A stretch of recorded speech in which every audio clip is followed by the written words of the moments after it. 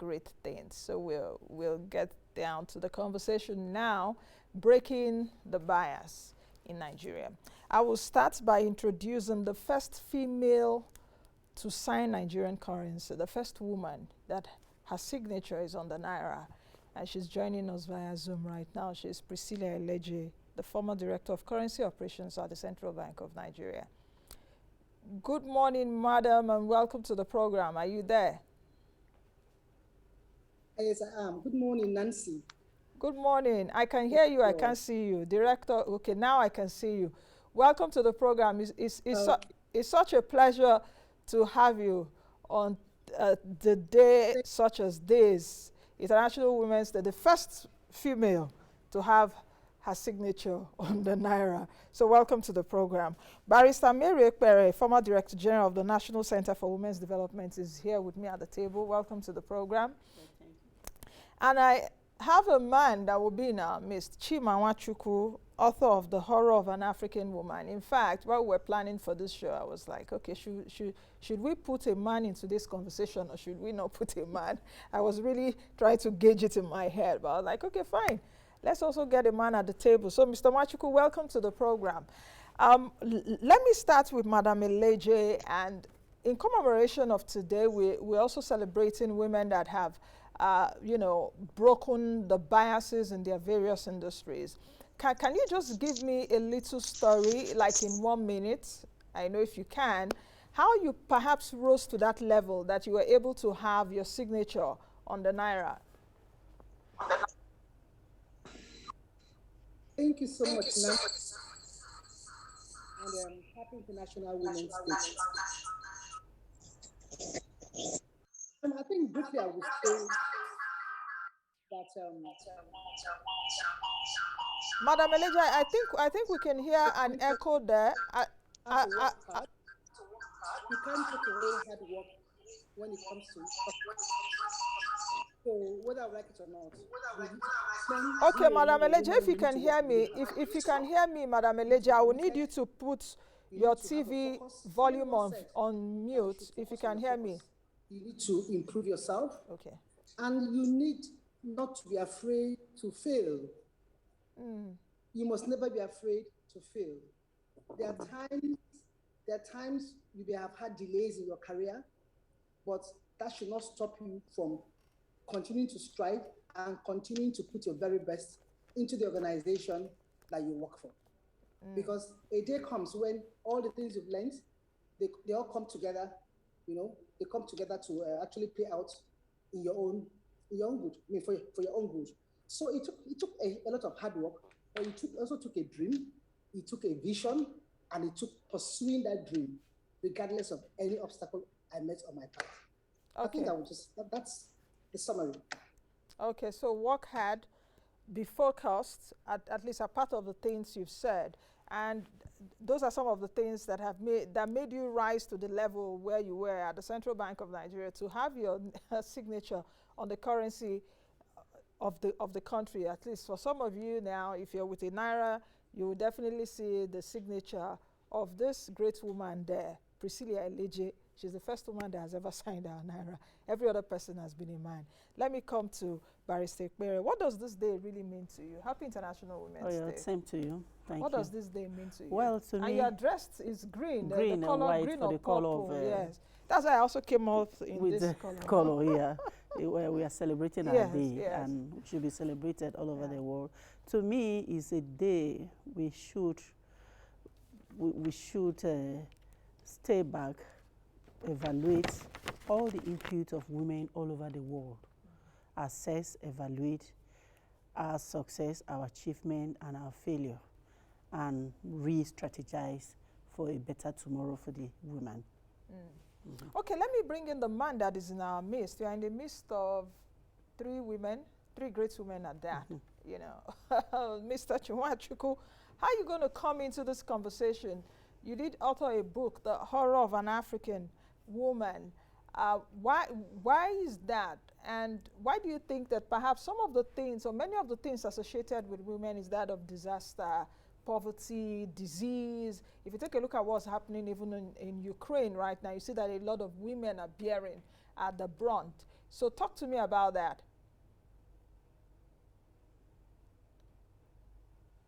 We must appreciate the fact that if we must build a better society, the woman must be at the forefront. The woman must be at the front of everything that we want to do. Must be a priority. It must be seen to be the topmost on the agenda of whatever we tend to achieve here in the world.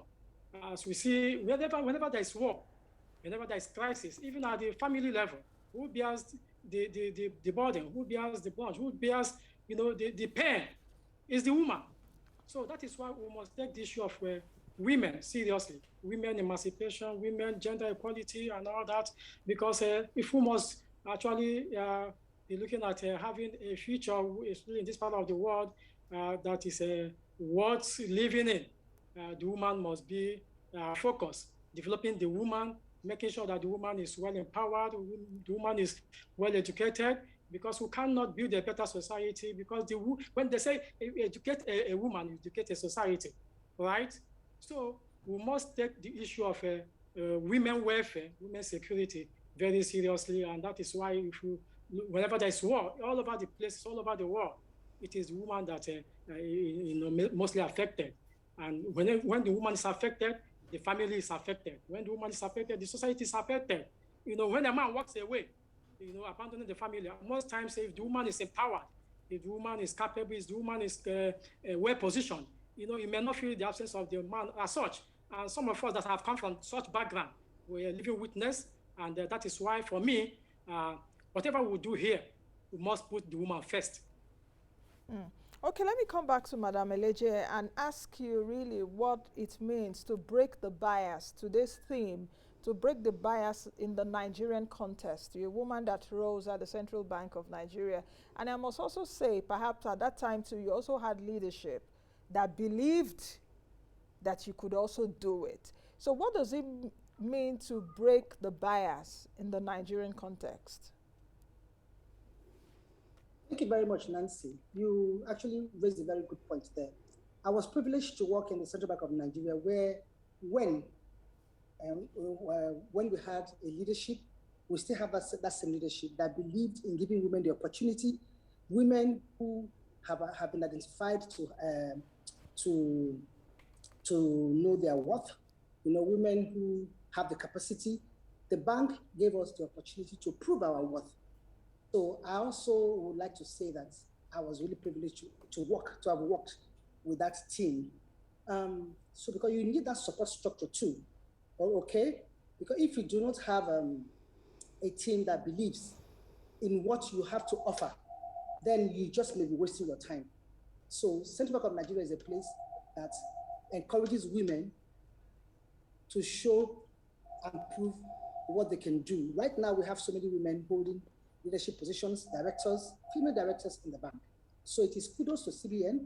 And I also want to say that that trend, it's trickling down to the banks. We have many female executives, female MDs right now in the banking sector.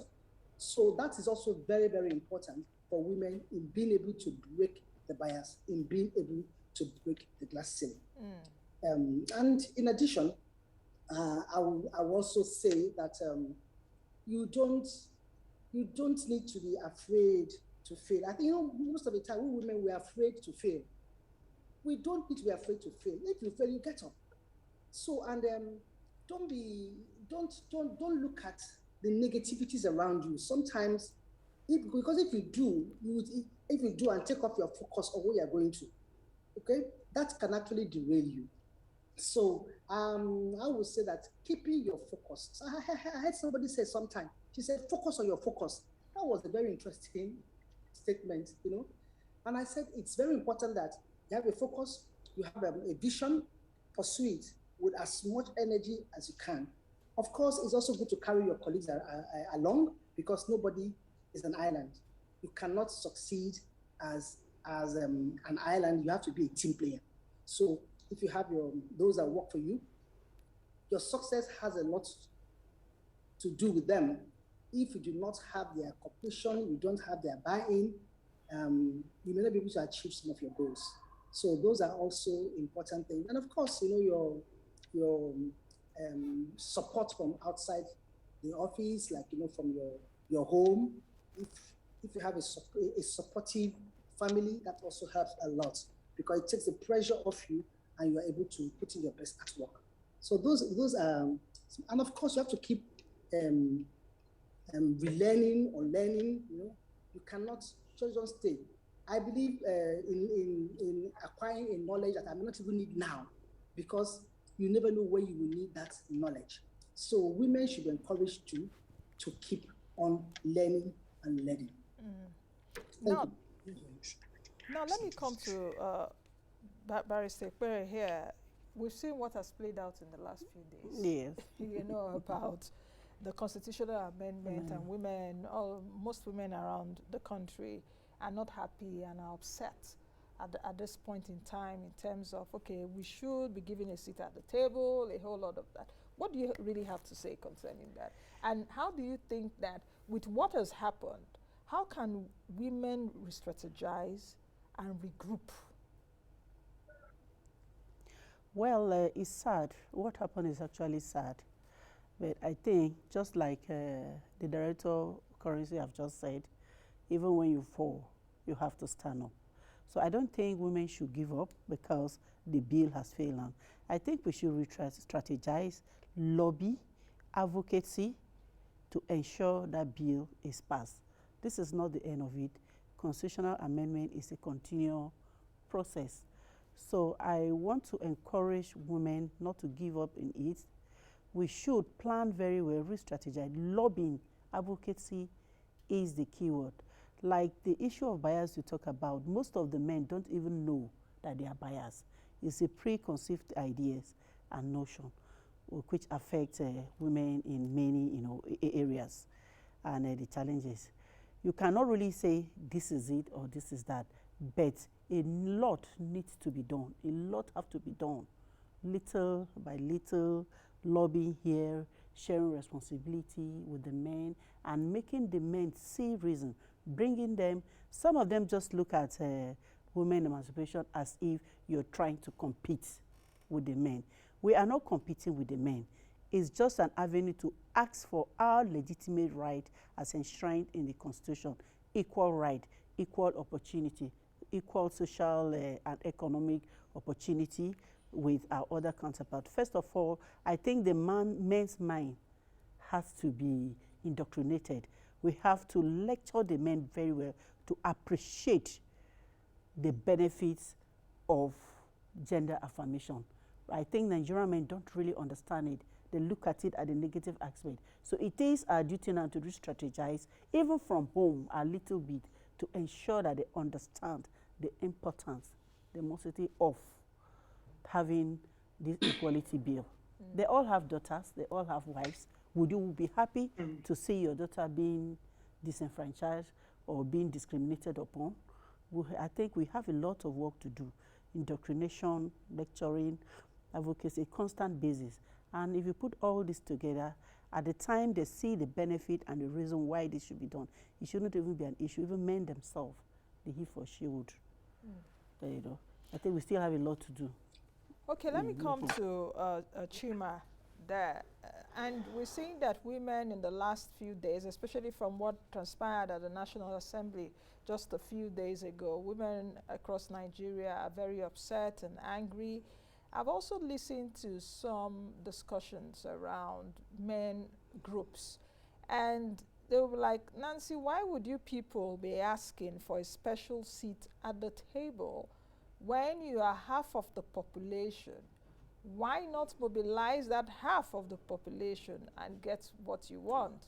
Are you telling me, people have told me that in the past few days, are you telling me that because you're a woman, I should sacrifice competence and character and put you there because you're a woman? Chima, are you there? And I hope you got... Yes, I'm here. Yes. How do you respond to that here. for some men you see, the that truth have is, this kind of the average Nigerian man is not ready to concede. Average Nigerian man still believes strongly and that the place of the woman is in the kitchen and the other room.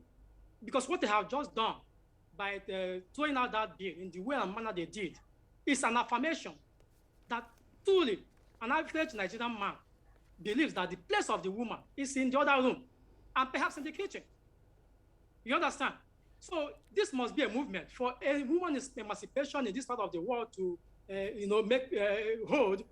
The woman must be courageous, must be willing. We must show that character of the women of 1929, because you have been pushed to the wall and you cannot remain there. You just have to, find a way to get where God wants you to be. Because the woman is a helper, not just at the other room. It's not just in the kitchen. The woman in leadership, the woman, from history. Look at what happened in Germany in the last decade, where the woman hosts were. Look at the economy of that place, the stability, the peace, the prosperity of that nation. Our own today is holding the highest office at the world level, WTO. Talking of Ngozi Okonjo-Iweala, this is a woman, right? But at home, she may not have gotten that opportunity, just because the average man thinks that a woman has no place in leadership. It's saddening. It's quite saddening, and that is for me. Adding to the project I titled "Power of an African Woman," what Nigerian men at the Senate have just done is a clear indication that the woman will continue to suffer this horror, and only till they take their fate in their hand, take the opportunity or whatever opportunity they have, get themselves together, and raise a movement. Nigerian man will continue to hold them down, and they will continue to suffer in that horrific situation Nigerian men has been able to keep them, and which is quite sad. And because for me, if we must make headway, look at what is happening in Rwanda today, where women have been given the opportunity to find their voice, to express their potentials, express their leadership skill, bring in the weight of their idea. A woman is the woman that cares, a person that cares. A woman is the one that cares not just for herself, but for the entire family, the society. A woman who does not want trouble. A woman is not greedy. A woman will not go about packing money in the way and manner our politicians do, to build skyscrapers abroad and all that, while we suffer here at home. I wonder how many women that want to toe that line, but men do it without any cost. So women must be able to champion their cause. But for me, I've seen it clearly. Look at how we run our homes as men. Nobody is willing to concede. Nobody is willing to see the woman as a partner. We when we come out to the public, we say it is verbal. But when we go home, look at what happened. Okay. The court has been able to show, the have been able to show you in the media, far better, that what happens at the home front is far, far below what is being recorded. What is being reported out there. So the women must find a way to get themselves together and champion this cause. Otherwise, things will never change. That is my position. Okay.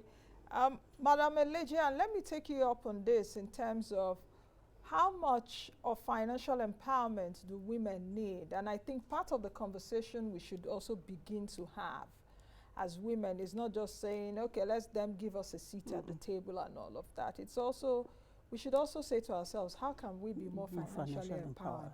Because it's about money too. Madam Eleje, I don't know how you respond to that in terms of what is the cost of this misogyny, and how can women that are in positions of power or influence begin to encourage and also influence that environment?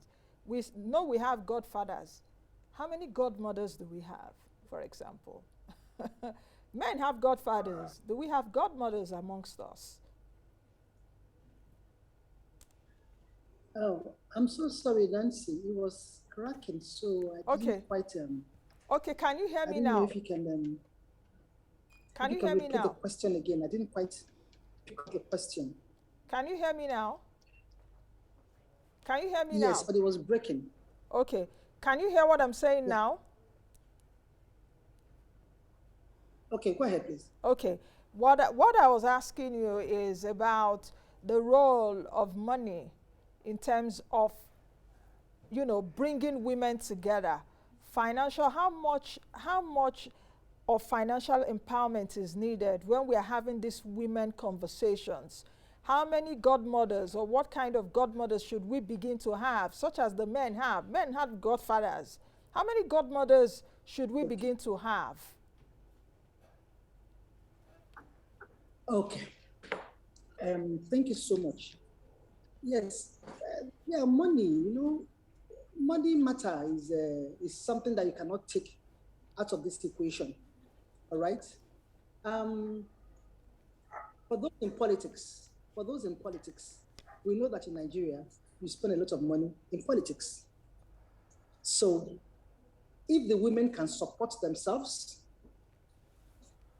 can fund themselves, because until women are voted into positions of authority, they really cannot take. I mean, we keep having this experience in the National Assembly. If only a few of them, how many percent are voted in, are there? What can those few really? What can those few do? You know, when they have to face the men on the other side, unless they are able to get the men's support, which in this particular case we've seen that the support isn't there. So we need women in politics who can sponsor other women into political positions. Yes, call them godmother. I think that's fine. We need them. But the women have to be prepared to give that kind of support that men also give to themselves. So I believe that money has a big role to play in this matter. I sincerely believe that. Especially in politics. Yeah. I'm not a politician though, but I know that money plays a lot of role, you know, when it comes to political issues. And many of our women are not as empowered in that regard. So if they have godmothers, as we call them in quotes, they can play a good role for those they're mentoring into places of authority. Let me still ask. That's my view on that. Okay, let me still ask you this question. Is there anything that the public sector or the political arena can learn from the private sector in Nigeria? And we're seeing, even in the private sector, we're seeing women right now come up, more than even the public sector, so to speak. You're seeing even young women in the tech space coming up, even in the banking sector. You talked about that earlier. We have female chairmen or female chairpersons of banks now. Even at the Central Bank of Nigeria, for example, you have female directors. I know there's a female director of, I think, trade and exchange and all of that. So you're seeing women. What kind of lessons, what can we borrow from the private sector, for example? In that communications, for example, the managing director is a woman, you know. So what can the public sector learn from the private sector? Yeah, okay. You know what? When it comes to employment, they believe in quota system. And they implement quota system. When it comes to education, they believe in quota system. Never mind, it has its own, you know, its own setbacks too, its own criticisms too. So when it comes to employment of women, at the stage where women are being employed, are those biases there? Because if those biases remain, okay, it will definitely have its influence on the long run. For example, they can have policies that will promote as a gender sensitive. I do know that in most of the public institutions, okay, they have a gender desk, but I don't know how effective these gender desks are. I really don't know. Maybe Madam maybe there can talk to us about that. But if you have, in Central Bank of Nigeria, for example, there are policies that encourage women. At the point of employment, no woman would be rejected, you know, on account of the fact that, of the bias that she'll be pregnant in the next, she'll be getting married soon, or pregnant in the next one month. No, because you have a crash there. So the public sector should put in policies that will encourage the employment of women, because it starts with employment anyway, so that you don't lose women who are competent from coming into that space, because you feel that tomorrow, you know, they will get married, or tomorrow they'll be having babies, and you know, of course, when they're having babies, they will not be around. There will be, of course, things like having them flexible working hours. There are things that they pick up. Flexible working hours. Many people are working from home today. There are things that we can pick up. Even the private sector, there are things we can pick up so that the woman can have that flexible working hour and be able to also do her best for her organization and also look after her family. So I think those are some things that the public sector can actually pick up, okay, so that women are not disenfranchised. They are able to come into the system and contribute their quota to the development of their sector, whatever sector they find themselves. So I think that those are a few areas I think that the public sector can pick up from the private sector. Okay, so let me come to Barrister Ekpere. Do you have anything to respond? Yeah, what I want to respond is that, for instance, you talk about money in politics. If you don't have money, it's almost impossible for you to go anywhere in politics. And my sisters in the central bank, we have a deputy governor who is a woman. And I don't know if she's still there. She's the director of currency. Aisha Mad. No, and we have even our sister. She's a young girl. She's a young, you know, promising woman. Yes. And we have you, my sister, the director of currency, and other directors. There are a lot of policies that have been made, a lot of interventions and loan for businesses. But women cannot access this thing. And we have women representatives there. When this policy have made, I think I would like to employ on those of you who will be in the corridor of power or decision making to make sure deliberate policies are made to whittle it down, to make it easier for the women to access this loan. I know a lot of men access billions or whatever, but it's almost impossible for women because of the terms and conditions. So like the women up there should be able to make this thing, create this policy. You know, when you're in the policy making table, you should be able to take policies and decisions that will favor women so that we can assess it. Some of this capital you talk about, they assess it through government and international organizations, development partners to assess it. But women cannot because of the stringent conditions attached to it. So help us wherever you are in decision-making corridors to ensure that you make things easier for women, because we certainly and truly need that money to go to the field. I'm a politician, yes. It's not easy when you go there without money. Even your own family member may not talk to you when you don't have money. It's as bad as that. Yes. Apart from that, you need money to move from local government to local government, even to if you buy solicit the a form, vote. if they give you Even the when form you buy, free, even if they give you the form free, it's a useless effort. You need money to move from one ward to another to campaign. You need resources to do a lot of things. And you raise the issue of godfather. We don't have godmothers, but we have a lot of successful Nigerian women who could pick young, promising girls, mentor them, and assist them to achieve their aim. Okay. So I would like to use this opportunity to, well, some of them are doing it, but it's in a very small, margin, very few of them. We should please do more of that mentoring and investment. Human resource investment, I think, is the greatest investment you can have on earth.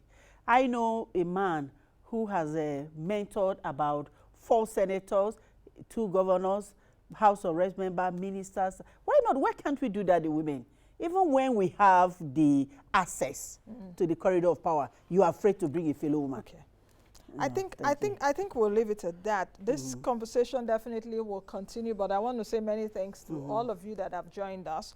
And I will start by thanking Priscilla Eleje, who is the former director, currency operations at the Central Bank of Nigeria, where she did become the first female to sign our currency. Do we have that on screen so that we'll put it on there for Nigerians to see? Yeah, she has been she was inducted into the Nigerian Women Hall of Fame. Yes, you know, so where she signed our currency, yes, that's it. That's her signature there. So when next you get the Naira at the ATM or whatever, just check if you would see Priscilla Eleje there. That's the woman we've been speaking with in the last few minutes. And I hope that you will not also be the last woman, you know. So, Madam, thank you for joining us. Barrister Mary Ekpere, thank you for joining us. She's the former Director General of the National Center for Women Development, as well as a tax consultant. And the farmer. And we also had Chima Nwachukwu, author of the Horror of the African Woman. Hillary Clinton did say, women are the largest untapped. Thank you for having me. You're welcome, ma'am. Thank you Hillary so much. Clinton said that you. women are the largest untapped reservoir of talent in the world.